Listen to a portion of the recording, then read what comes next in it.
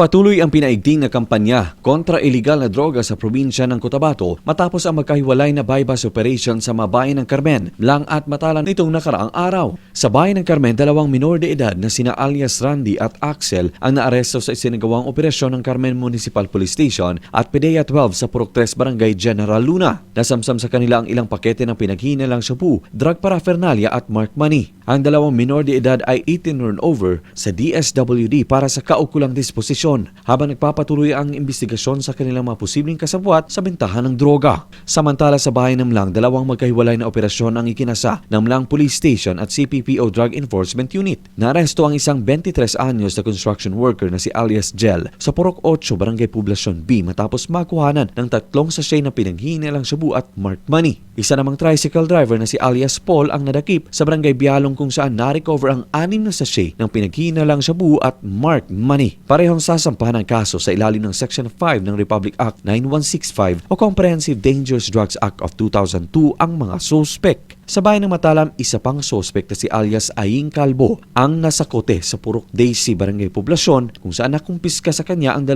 medium-size sachet ng pinaghihinala ang shabu. Ayon sa mga pulis, patuloy ang kanilang anti-drug operation sa buong Cotabato upang mapanatili ang katahimikan at kaligtasan ng mga komunidad.